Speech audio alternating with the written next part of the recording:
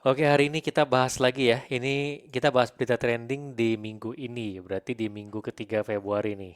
Yang Iya, pertama betul. itu apa ya? Ini Kabur aja kita dulu.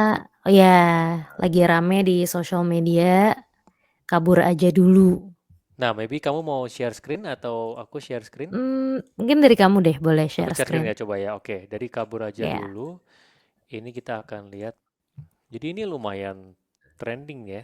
Lagi trending banget semuanya pada lumayan. bilang. Kalau mungkin kalau di sosial media sekarang aku lihatnya tuh lebih ke kayak orang-orang ngepost, apalagi kalau udah pada di luar negeri ya, misalnya orang-orang yang kebetulan berkarya, bekerja, atau sekolah di luar negeri, mereka tuh nge-share kayak, "Kabur aja dulu versinya aku," kayak gitu. Kalau sekarang yang kelihatannya kayak gitu. Tapi sebenarnya kan yang maksudnya mungkin, awalnya aku juga bingung gitu kan, maksudnya ini tren kabur aja dulu tuh dari mana sih sampai ada di tahap pemerintah pun udah ngerespon kan gitu kayak ya responnya macam-macam lah, ada yang responnya yang kayak, "Ya udah kalau misalnya mau kabur, kabur aja," something like that ada juga kayak gitu. Nah mungkin kita bisa bahas lebih detail deh. Ini awalnya tuh viral karena apa sih? Oh ya, intinya di X kali ya awalnya ya nih. Mhm. Sebenarnya kalau yang aku lihat ini tuh awalnya itu sebenarnya sebuah tanggapan ya karena, kondisi di dalam negeri sekarang banyak yang maksudnya dianggap, kesulitan lah gitu, apapun itu, misalnya kondisi ekonomi dan sosial.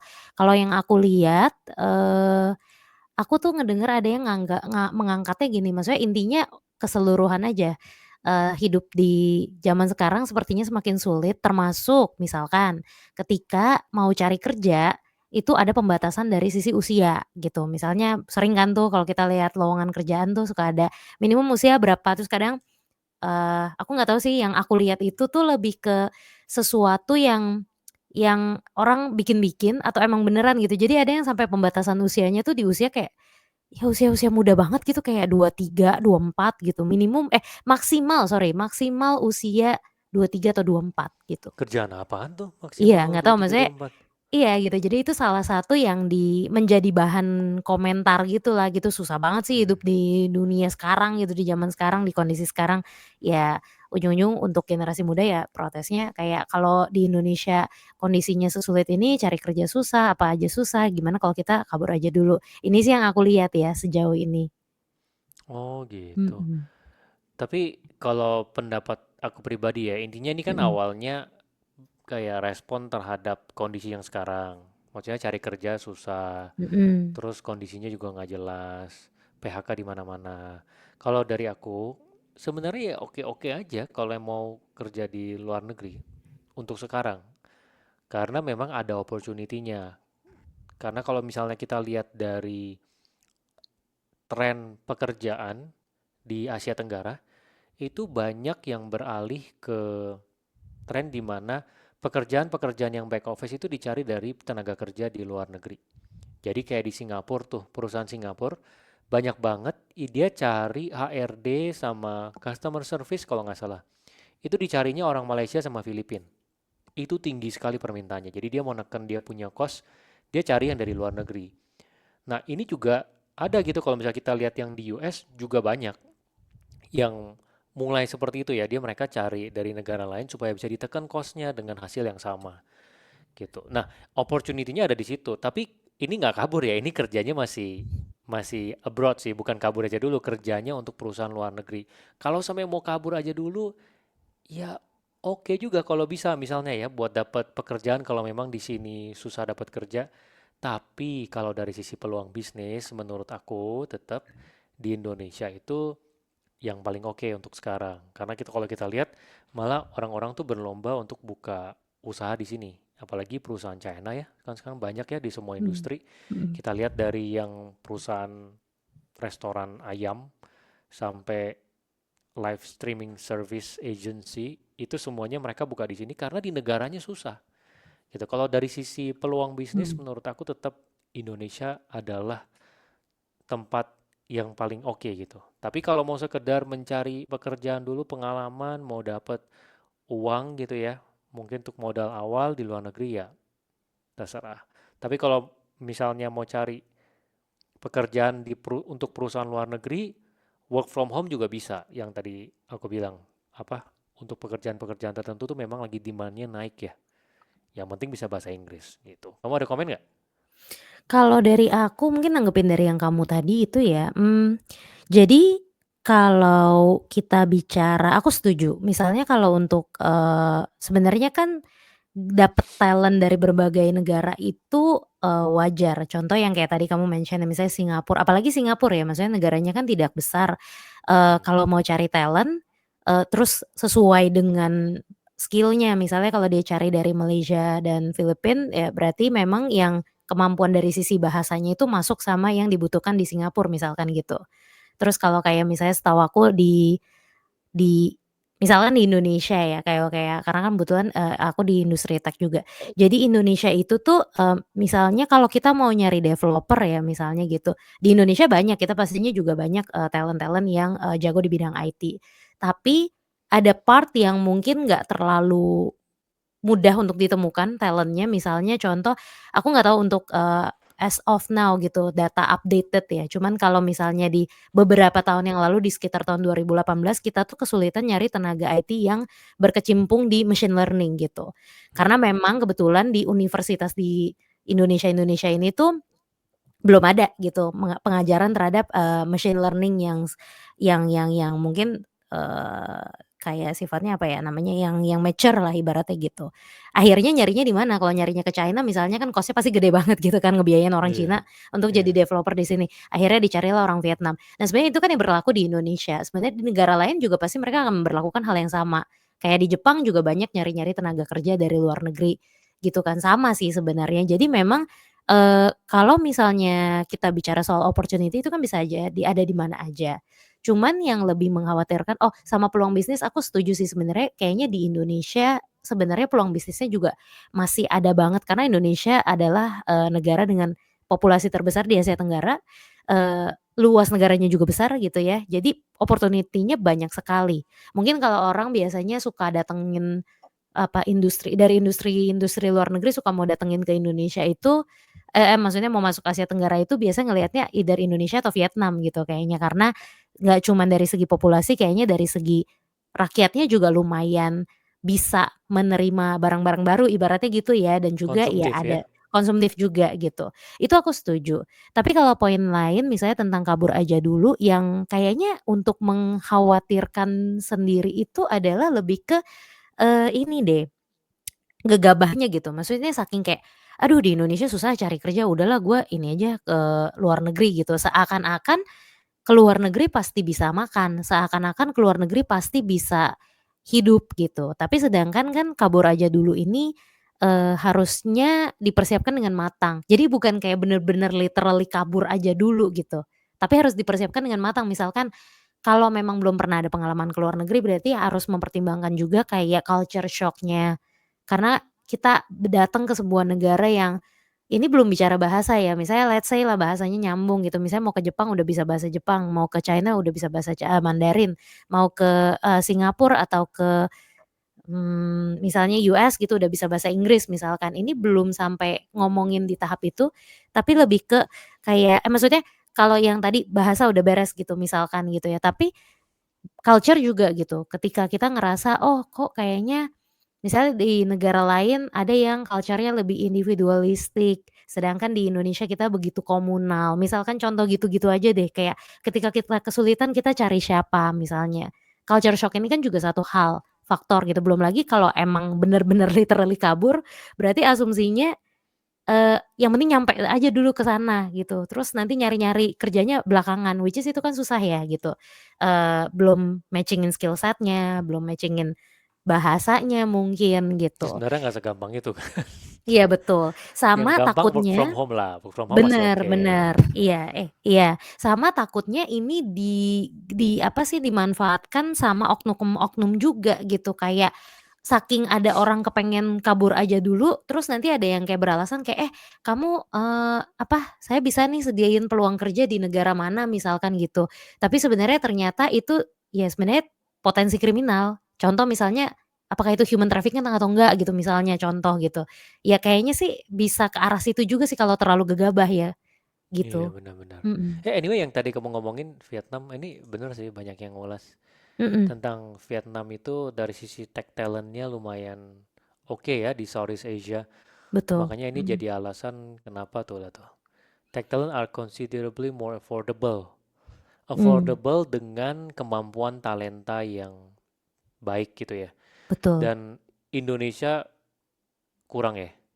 Makanya banyak startup di Indonesia yang gede-gede kan mereka di luar ya. Ada kantor IT di Bangalore, di Vietnam, bahkan ada Vietnam, yang di China di gitu ya. China juga, iya, Oke mhm, oke, paham paham. Terus ini ada juga satu lagi ya tentang pengangguran. Jadi pengangguran di Indonesia, ini aku coba share screen.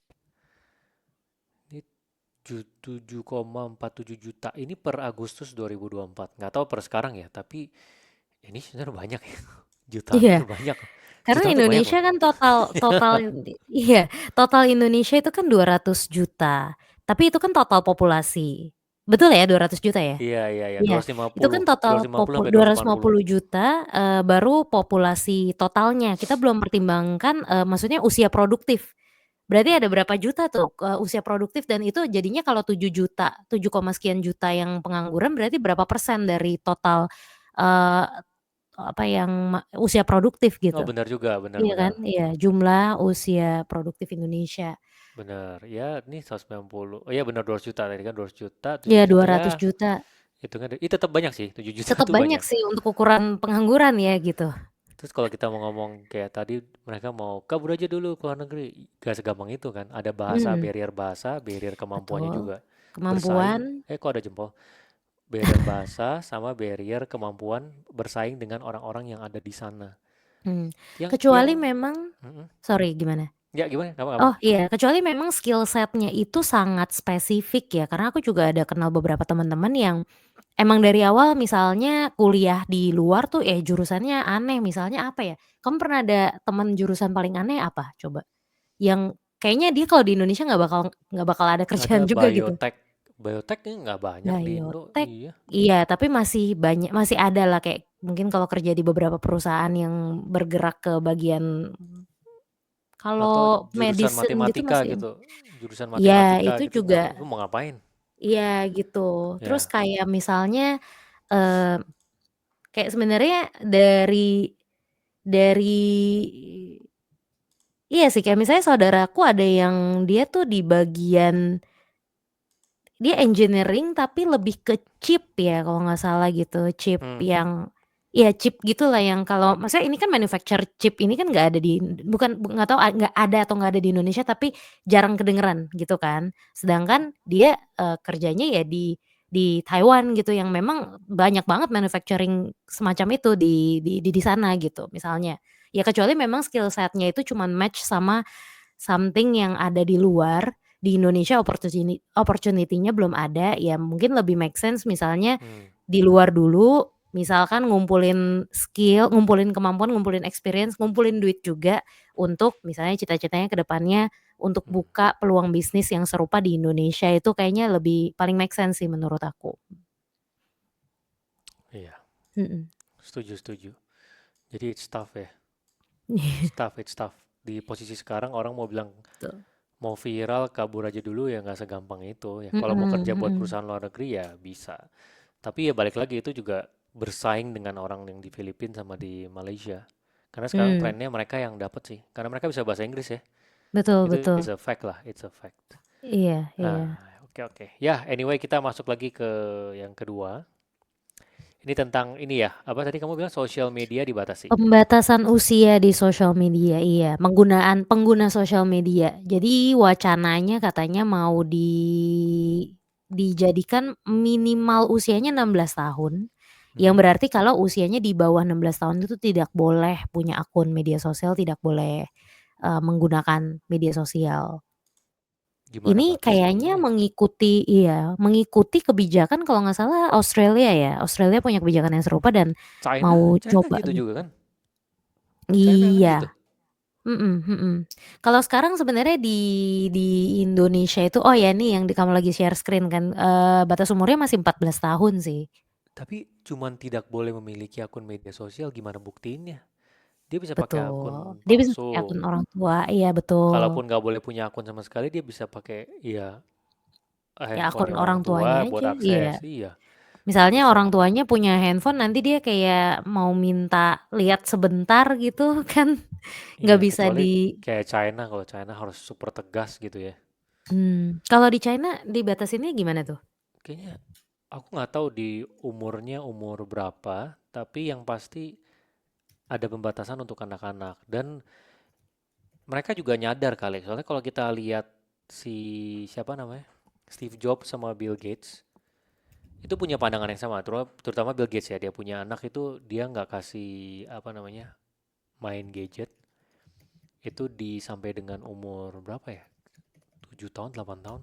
Aku nggak inget spesifiknya, tapi dia punya pembatasan itu. Masih kecilnya nggak dikasih gadget gitu. Supaya secara sosial dia bisa sama anak-anak yang Mhm lain, bisa mhm. belajar banyak. Karena mungkin dia juga tahu ya, sekali kecanduan sama gadget, dia nanti susah gitu, diajak ngomong Mmm, susah, disuruh susah, liatin gadget terus gitu. Dan kalau di Indo ada Just No Limit juga gitu. Just No Limit juga mmm, membatasi. Dia mungkin membatasi ya? dia walaupun dia Mhm. gamer ya, dia kan maksudnya kalau gamer pasti kan Iya, ini dong intens kan. Tuh, dia mmm, juga ada ngomongin kalau nggak salah di salah satu podcast lah dia ngomong dia tidak mau mengenalkan nih ada nih bisa mmm, menghambat perkembangan komunikasi dan interaksi sosial mmm, gitu. Dan aku rasa sih ya memang harus gitu ya. Mungkin tujuan pemerintah juga baik maunya ke arah sana gitu. Tapi kalau cuman begini doang, ya ini mah bisa diakalin pakai HP juga HP orang tua. Mesti ada bener. mekanisme yang lebih spesifik kali ya. Sebenarnya untuk ngebatasinnya kayaknya memang agak susah, bahkan kayak sekarang ada batasan di mana, minimal 14 tahun gitu kan. Tapi kayaknya nggak jarang ya kita kalau lagi bersosial media kita lihat kayaknya anaknya kecil banget misalnya gitu kan. Terus suka ada cerita-cerita dari mungkin orang-orang entah, selebriti atau influencer yang suka share kayak, diresein sama haters misalkan, terus begitu dicari ya tahu bocil-bocil banget gitu misalkan. Ya jadi emang agak susah ya, bahkan untuk sekarang aja gitu.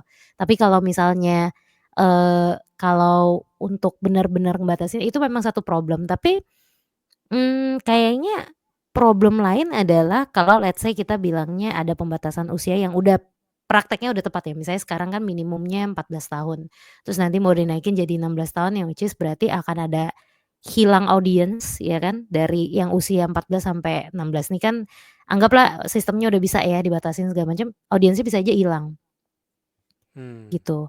Iya, audiens bisa aja hilang, menurutku ini juga mungkin salah satu hal yang perlu pikirkan, tapi nggak tahu impact-nya akan seberapa besar dengan hilangnya audiens ini gitu. Karena kan ya kalau usia segitu kita mau bilang soal misalnya sosial media sebagai platform untuk, misalnya kalau mau ngomong konsumtif gitu kan misalnya ada jual beli atau apa itu kan belum konsumtif tuh ini maksudnya, audiens yang kalau ibaratnya kalau lihat dari sisi belanja apa enggak mereka nggak akan belanja jadi kalau hilang ya udah gitu. Tapi kalau kita bener-bener ngomong soal audiens dari sisi engagement mungkin temen-temen 14 ke 16 ini kan lumayan kritis nih untuk berengagement di sosial media. Nah itu mungkin bisa ada impact-nya juga gitu.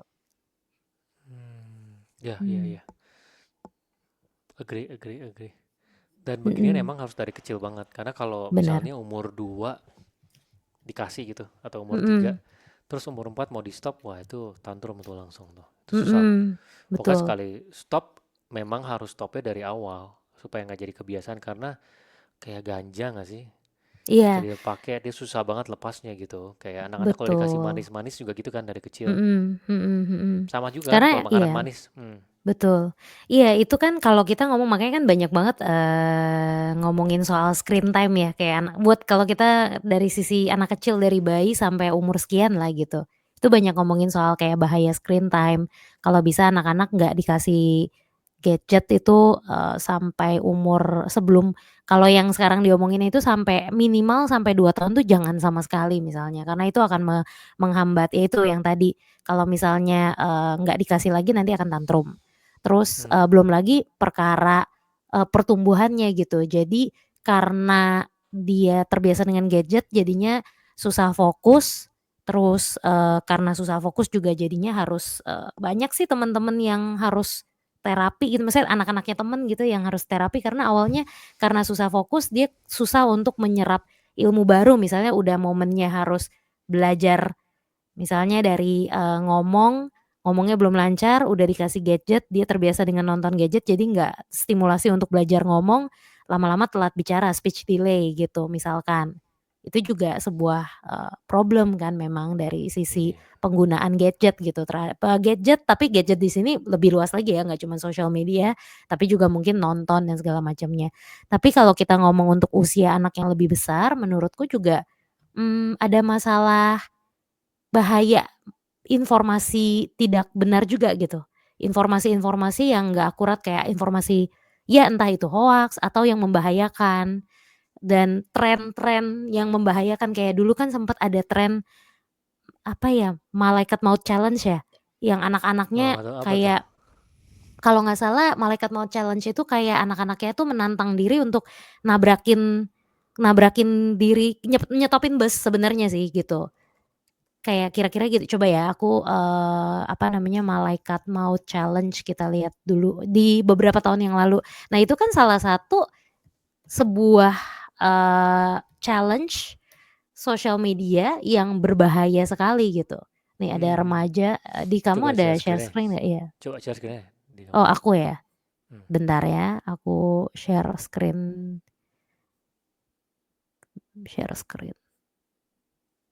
Tapi ini sebentar, mmm, mmm mmm mmm mmm, mmm. Dari kamu aja deh. Iya. Nih di Malaikat apa? ininya. Enggak, ini coba di chat.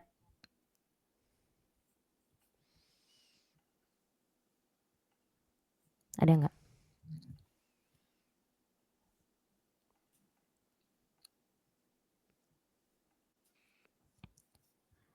Bisa? Hmm, ntar Nggak ya. ada ya? Ntar. Nih, Nah, udah ada. Ya, ini kan ada remaja tewas tertabrak truk di karena Bekasi. ikuti Oh, challenge ya. ini. Ini tahun 2021 ya, beberapa tahun yang lalu. Hmm. Iya, jadi Ya kayak ini mereka itu problem. kayak seolah-olah mau ditabrak, terus dia minggir. Tapi masalahnya ini kan bahaya, jadi kayak telat minggir nih gitu kan. Oh, tahu. Ini kayaknya bener deh. Mhm. Mhm. Bener. Mem memang bahayanya sosial media apalagi karena mungkin di usia-usia di bawah dianggapnya mungkin sekarang di usia di bawah 16 tahun belum bisa untuk karena apalagi kalau teman-temannya melakukan hal yang sama kan dia pasti ikutan, gitu kan. Dan teman-temannya bisa mulai melakukan hal itu kan karena ngelihat di sosial media misalnya gitu. Hmm. Jadinya bahayanya memang di situ sih, kayaknya. Kalau aku lihat-lihat sih, memang pastinya ada bagusnya, ada plusnya juga ketika kalau ada pembatasan umur begini, cuman mungkin lebih ke bagaimana cara membatasinya aja. Sama aku nggak tahu berapa besar impact dengan berkurangnya audiens-audiens ini aja sih gitu, terhadap si platform sosial media atau terhadap teman-teman influencer, teman-teman KOL sendiri gitu. Hmm. Mmm. Ya. Anyway, ini yang terkait screen time anak-anak, ini ditulis yang sehat 1-2 jam per hari. Ini sih, Tapi masa sih usianya 1-2 jam sehat? Masa 1 sampai 2 jam sehat? Ini ada yang dia iya bilang, Mas ya. itu bukannya itu udah masuk dalam kategori tinggi ya. Mhm. Kayak ini bagi anak usia Oh 6 sampai ini 12 tahun. mhm. Screen time disarankan maksimal 90. Wah, ini susah ini. Oh, Anak umur 10 tahun udah iya. main Roblox, Iya. Stumble Guys, Mhm. Ragnarok, Dota. Mana bisa? Ada sih Mobile temen yang Legend. iya bener, cuman ada sih temen yang mencoba ngebatasin anaknya, kemarin ketemu temen ada katanya umur 5 tahun ya, terus anaknya dibatasin setiap Senin sampai Jumat itu pokoknya nggak boleh nonton sama sekali, jadi cuma boleh baca buku aja atau main mainan yang real mainan gitu. Itu pun ya karena anaknya udah sekolah kan pasti ada batasan kayak harus udah selesai bikin PR, selesai belajar baru ini. Cuman ketika mau main cuman boleh antara baca buku atau, main mainan gitu misalnya.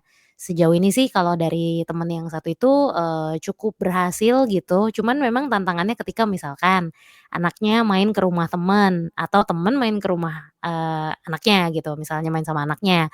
Jadi kayak misalnya, "Ayo main kita nonton," gitu. "Oh nggak boleh nonton," gitu, kayak, "Boleh kok di rumahku boleh," gitu, terus ujung-ujungnya Hmm. jadi kayak dilema gitu. Jadi harus dari orang tuanya juga harus tough gitu kan. True. Orang tuanya Mmm. harus tough juga. Mhm, Agree, agree. Oke, oke. mhm, Menarik ini, sosial media dibatasi. Sekarang kita masuk ke topik ketiga. Nah, apa mhm. nih? Topik ketiga kita adalah tentang buku yang Ditaruh di luar ya? ditaruh di luar toko ya. Buku ditaruh di Iya, luar toko karena dianggap sama si orangnya nggak bakal diambil. Nah, ini ada mhm. nih, saya coba ya. Coba ada nggak ini? Nah, iya Ini nih. coba share screen nih. Bentar ya, nih share screen. Nah tuh, Keluar gini nih. Oh, itu nggak dimasuki. Loh, kok bisa? Apa nggak khawatir hilang itu? Ya, kalau hilang berarti Indonesia mau pintar. Wah, keren, keren. Ini serius bang, nggak dimasukin ya kayak gini nih? Serius, di luar. Gila Nggak ya? dimasukin. Gila ya? Aduh, ya kita nggak boleh pelit-pelit ilmu sih. tuh. Dia bilang kalau Iya, misalnya ini diambil semua berarti Indonesia sudah mau mau pintar. pintar. Iya. Ini Sedih aku sih kira-kira liatnya. iya sedih. Kacau, Karena kacau, kacau. jadi anggapannya buku ditaruh di luar nggak bakal hilang gitu kan, dagangannya nggak bakal hilang gitu kan. Dia ada yang bilang nih, Iya. pencuri tidak akan membaca dan membaca tidak akan mencuri di Timur Tengah tuh. Penjualnya juga sama bilang Iya, kayak gitu. bener. Waduh.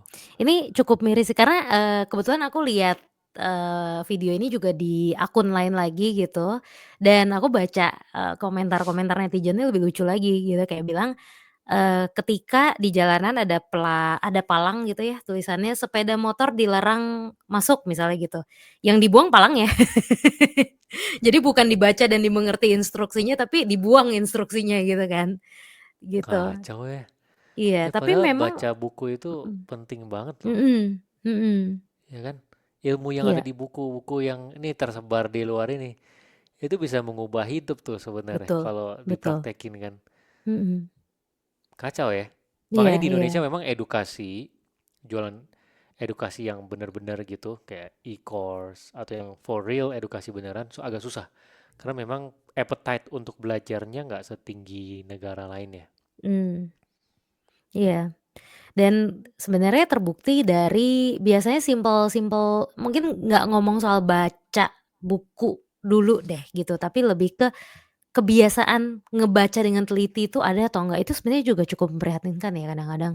Kayak misalnya kalau ada promo gitu ya, promo di papannya kan pasti yang promo kan namanya promo gede, tulisannya tuh gede promonya gitu, kayak misalnya diskon 50% gitu misalnya dengan gambar barang apa yang didiskon segala macam, entar di bawahnya kan ada tulisan kayak SNK berlaku, terus di bawahnya ada tulisan, dengan pembelian berapa misalnya SNK-nya gitu ya, misalnya dengan pembelian 2 item, dengan harga sekian-sekian misalnya gitu.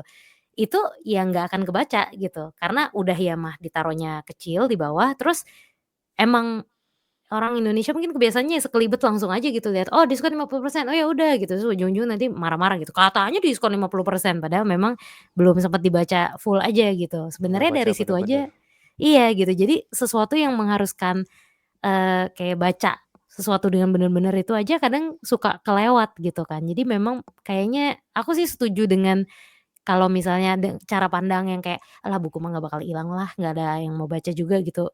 Maksudnya bukan setuju pandangan ya, tapi dalam arti setuju dengan pernyataan itu, karena sepertinya emang di society kita seperti itu gitu, sekarang ini, gitu ya. Bener, bener, bener. Tapi by the It, way kamu kan suka baca buku ya, kira-kira kan tadi kamu bilang kayak sebenarnya baca buku itu bisa mengubah pandangan hidup it, juga gitu. Nah ya ini kamu makanya kira-kira aku ada nggak share tuh? nih tuh, Heeh. Oh CEO iya, reads 52 books a year. mhm. Satu tahun 52 buku. Berarti ke satu bulan itu sekitar 3 sampai 4 buku lah ya. Seminggu satu berarti? Seminggu Seminggu satu satu atau dua buku? lah ya. Aku juga Mhm, sama mhm. kurang lebih segitu sih. Dan aku sangat menyarankan orang-orang untuk Mhm, bacanya banyak. Karena kita baca banyak walaupun gak inget semuanya. Ingatnya mungkin cuma 10%, 5% atau bahkan 3%. Atau mungkin satu paragraf doang. Tapi satu paragraf itu mmm, dari satu buku akan bisa ngerubah banyak dari kita gitu ya. Cara berpikir kita, cara kita melakukan sesuatu. Jadi menurut aku kalau nggak baca buku pasti gap pengetahuannya itu tinggi banget sama orang yang baca buku sih. Gitu. Jadi sangat menyarankan orang untuk baca buku. Nggak tahu gimana cara numbuhinnya ya. Kalau misalnya di US kita lihat ada satu influencer siapa tuh namanya? Patrick ya, Patrick kalau nggak salah namanya Valuetainment tuh. Dia punya YouTube channelnya. Dia mekanisme dia maksa anaknya buat baca buku adalah baca buku itu adalah mata uang untuk mendapatkan sesuatu. Jadi Hmm. anaknya bilang mau beli mainannya gede boleh, mainan apapun boleh, tapi syaratnya baca buku. Jadi dia disuruh misalnya mainan A, oh ini agak mahal nih, 2 buku harganya. Jadi dia baca bukunya, dia cerita ke orang tuanya tentang bukunya dan pemikiran dia, udah oke, ya udah kita beli. Jadi buku itu dianggap dia sebagai transaksi anak-anaknya. Jadi anak-anaknya selain tahu bahwa untuk dapetin sesuatu itu butuh satu effort, dia tahu bahwa pengetahuan itu penting. Dan which is kalau Hmm. misalnya ditarik panjang orang ini, anaknya baru umur berapa? Umur 11, 12, kecil. Ada Hmm. beberapa anak itu kalau ditarik sampai 20 tahun lagi akan jadi kayak Elon Musk. Karena Elon Musk itu, ataupun Steve Jobs ya, Elon Musk itu freak baca buku. Jadi pas masih kecil, Hmm. 1 hari, 2 hari bisa 1 buku. Bukunya buku apapun ya, buku fisika, buku biografi, apapun. Dan kebiasaan ini penting banget kalau mau jadi orang yang ini ya, yang sukses di masa besarnya. Dan anaknya si yang dipaksa ini untuk baca buku, itu udah sampai di titik dia nggak disuruh baca pun dia bisa explore. Minggu ini mau beli buku ini dan dia baca dan dia ceritain ke orang tuanya. Jadi menurut aku ya ini peran orang tua penting sih. Gak tahu kalau di sekolah dibuat dipaksa baca buku bisa atau enggak ya, tapi kayaknya lebih ke orang tua sih. Cara orang tuanya treatnya gimana Iya. nih buat maksa baca? Mungkin bisa juga, tapi kalau di sekolah sebenarnya kalau aku pengalaman baca itu, diminta untuk baca ya maksudnya, itu di kuliah justru, kebetulan ya karena memang kan kita tahu di China itu kan emang orang-orangnya pada suka baca buku freak gitu ya. Mungkin itu juga sebenarnya udah ditanamkan dari sekolah, dari kecilnya gitu. Tapi sampai di kuliah pun kita tetap dipaksa gitu, kayak misalnya karena kebetulan aku kan di kuliah di China. Jurusannya ini jurnalistik kan, di mana Hmm. tapi jurnalistik dan as part of the social science juga. Jadi banyak banget pelajaran atau, karya tulis kita sebut gitu, makalah dan segala macamnya itu perlu baca buku gitu. Jadi kayak setiap kali kita baru mulai semester, itu gurunya udah bilang, "List down 1, 2, 3, 4, 5, 6 gitu, baca buku, daftar buku biasanya 10 lah gitu, mentok gitu kan, list, 10 buku yang disarankan untuk dibaca gitu. Nanti, ada yang sekedar menyarankan, terus habis itu ya udah, tapi kiri kiri kanan teman-teman pada baca anyway gitu kan. Terus tapi ada juga guru yang emang di ujungnya karena kita ada banyak pelajaran yang nggak pakai ujian juga, tapi alih-alih ujian tuh tapi bikinnya malah jadi karya tulis, jadi makalah gitu. Nah, di makalah itu kita harus share kayak, bagaimana caranya maksudnya apa apa cara pandang yang kita kayak gimana sih namanya, kayak summary dan juga, pandangan kita, opini kita setelah baca buku itu. Entah itu misalnya kalau pelajarannya sastra dia akan, suruh baca buku tentang sastra, terus, pernah juga tentang, misalkan sejarah dan segala macamnya gitu. Dan terus kalau dulu di teman-teman aku, di angkatan aku di China, aku nggak tahu apakah sekarang masih dengan remaja-remaja yang sekarang ya, tapi dulu ada namanya di China itu namanya Doupan.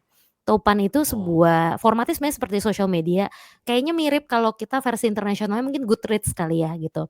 Tapi kayak ada semacam tren gitu kan di mana temen-temen aku tuh suka banget, ketagihan banget ketika dia baca buku, terus dia ngasih review di Taupan dengan ngasih summary-summary, terus kayak, "Oh bukunya tentang ini, menurut aku setelah baca buku ini aku dapat ini." Itu kayak, apa ya, social prestige gitu, kayak sesuatu yang hmm, kayak ibaratnya kita kalau di society kita suka sama teman-teman suka banding-bandingan kan, kayak misalnya, "Oh kamu siapa yang lebih kaya, siapa yang lebih miskin, atau siapa yang lebih pintar, siapa yang lebih nilainya kurang bagus," misalkan seperti itu.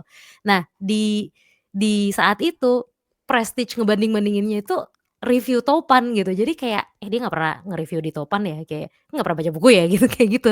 Nah, sebenarnya kenapa bisa ada tren seperti itu, aku tuh nggak tahu sih gitu. Mungkin akarnya salah satunya adalah udah terbiasa aja masyarakatnya untuk membaca buku gitu. Jadi ketika ada main-mainan kayak, ini topan. iya, Topan yang kayak ini gitu. Nah, ini dia juga bisa review film, review, buku, terus, drama, series sebenarnya. Tapi dulu sih pas zamannya aku tuh bener-bener buku sih yang orang-orang paling tergila-gila gitu ibaratnya gitu untuk kayak, "Oh nanti gue review nih, gue udah baca, gue review." Nah ini kan ada kayak top berapa-berapa Hmm, buku gitu. kayak Oh gitu. gitu. Wah, Iya, menarik ya. iya, mhm, Makanya kamu bilang Goodreads ya. Ini kalau di international punya version kan Goodreads ya. iya, Ini aku dulu sempat pakai. Cuman mhm, 2 3 buku terus aku nggak lanjut lagi sih. oh, Baca sendiri, iniin sendiri sih. Nggak terlalu ikutin community-nya ya. mhm Anyway, ini di mhm. China kebiasaan membaca buku di kalangan warga dewasa 59,8%. Terus tingkat membacanya di anak-anak 86,2% tinggi loh. Tinggi sekali Tinggi. ya Makanya ini, startup edukasi yang mirip Growin ataupun mirip LinkedIn Learning ya, yang buat belajar itu tinggi sekali orang-orang yang betul, nge-subscribe buat belajar dan mhm, benar-benar baca. mhm, Keinginan belajar itu tinggi banget. Jadi mhm. ya itu kemajuan satu negara menurut aku sih sangat dipengaruhi oleh kemam- kemauan untuk belajar dari orang-orangnya ya. Gimana caranya itu ya kalau Indonesia bisa bikin orang freak baca buku dan haus edukasi itu akan merubah segalanya sih. Mhm, Ya, jadi koreksinya bukan cuma makan mhm, gratis menurut aku. Edukasi iya, ini penting edukasi banget sih. juga, iya. Tapi menurut kamu dengan perkembangan teknologi contoh misalnya ya, ini, aku praktekin sendiri soalnya, dengan adanya sekarang AI chatbot seperti ChatGPT misalkan gitu atau Hmm, mungkin yang belakangan lagi viral juga ada DeepSeek gitu. Dengan adanya itu sebenarnya akses terhadap ilmu pengetahuan lebih mudah nggak sih? Karena kan kayak kalau iya, kadang ya kan lebih simpel gitu, karena kayak misalnya kemarin kalau, aku kemarin lagi habis lihat konten, contoh apa ya, misalnya anglerfish gitu. Aku nggak pernah tahu nih soal anglerfish, terus aku pengen tahu kan knowledge tentang anglerfish nih itu apa gitu. Ya iya, aku tinggal tanya ChatGPT dan dia summarize semua, terus aku ngerasa kayak lebih cepat pinter dibanding aku harus search satu-satu di Google yang lama-lama mungkin bisa jadi aku udah keburu malas sendiri gitu nggak sih? iya, Jadi sebenarnya itu bisa benar-benar. bisa dimanfaatkan juga untuk menumbuhkan baca, karena aku lihat kayak misalnya keponakanku yang udah mulai gede nih gitu kan umur 9 tahun, itu kan banyak why-nya gitu, kayak dia pernah randomly nanya kayak, kasus Covid di tahun 2020 tuh sebenarnya ada berapa gitu. Yang ini tuh kalau misalnya kayak, aku pikir kayak, ya kalau mungkin dia penasaran dan dia bisa nge-googling sendiri bisa aja pasti, tapi akan lebih singkat, lebih ringkas ketika dia pakai chatbot-chatbot tadi gitu kan. Iya Anyway benar. ChatGPT maksudnya mempercepat semuanya sih dan betul pengetahuannya betul. jadi tajam kita semua kan. Iya iya. Apalagi itu ada nanti si Elon Musk kan bikin Neuralink. Neuralink yang Oh, ditempel di tinggal otak. ditempel. Ya, itu kalau ditempel sama ChatGPT, wah itu kelar udah manusia jadi pintar nih. Dia kan Iya, udah sekarang bikin pilot projectnya orang yang nggak bisa lihat sama nggak bisa jalan mhm, itu dibenerin mhm. dengan ditempel chip di belakangnya, di bagian kepala nih, di batok nih, Mmm, dimasukin. Operasinya wow, kecil dan ini kan ah, baru tahun pertama ya, tahun kedua. mhm, mhm, Kalau kita tarik 10 tahun, dia makin tahun makin tahu cara bikin yang bagus dan lebih kecil dan nggak sakit. Ditambah dengan pertumbuhan ChatGPT terus ditempel ke otak kita. mmm, Jadi kita punya otak itu ada akses ke ChatGPT dengan cepat ya, dengan cepat. Wah, itu instan, akan mhm, gila sih. Itu akan gila. iya iya, Gitu ya. Itu kalaupun kalau itu terjadi ya bisa semua jadi pintar ya. Tanpa belajar udah tahu semua. Wah, Indonesia jadi pintar semua. iya. Tapi itu pasti ada pro kontranya sih, kayak ada Bisa orang bisa dikendaliin. ketakutan, ya bisa dikendalin dan segala macam, Tiba-tiba ya itu semua orang mungkin kena hack. iya. Passwordnya dihack lewat otaknya semua habis semuanya. Satu negara. Iya, plus minus lah ya dari semua ini. Tapi intinya sebenarnya kayaknya kalau menurut aku kalau mau bisa dengan segala kemudahan akses informasi sekarang, boleh sebenarnya bisa ditumbuhkan. Karena sebenarnya apalagi umur-umur muda, anak-anak kecil tuh kan banyak why-nya gitu loh, 1000 why gitu, kayak why, kenapa gini, kenapa gitu. Itu sebenarnya momen yang momentum banget itu, pas banget kalau dari situ dia dikasih kemudahan akses untuk, ngelihat begitu banyak informasi, itu pasti kebawa ampe gede sih gitu. Dia akan tetap keep cari-cari tahu gitu. Karena kalau kalau misalnya dulu misalnya zamannya kita sekolah waktu masih kecil kan masih kayak mau cari tahu apa ke perpustakaan ya kan, mesti nyari-nyari lagi ini buku yang mana, halaman berapa, segala macam gitu. Mungkin itu akan lebih susah, tapi di zaman sekarang sebenarnya udah jauh lebih mudah, harusnya lebih bisa sih menumbuhkan itu, semoga ya. Iya, iya, iya. Ngefek sih, ngefek, Iya, ngefek. ChatGPT ngefek ke mhm. anak-anak. Bahkan ada orang yang kasih anaknya ngomong sama ChatGPT kan. Wow, Nanti itu pasti ada deh mantap. startup yang Mhm, fokusnya tuh ngajar anak-anak lewat mhm, ChatGPT. mhm. Model-modelnya ChatGPT gitu. Oke lah, berarti hari ini udah pas nih waktunya hampir 40 Oh, menit. Kita satu wah, episode 40 menit ya, episode kedua. oke. Kita sudah bahas 3 hal yang trending lagi. Mm-mm. Makin minggu makin mantap. Oke lah, sip. See you, terima Sip. kasih. See you. Sip. Sip. Loh, kok ada petasan? Loh. Oke, oke. Bye. Oke, End recording. bye. Yuk. Tunggu.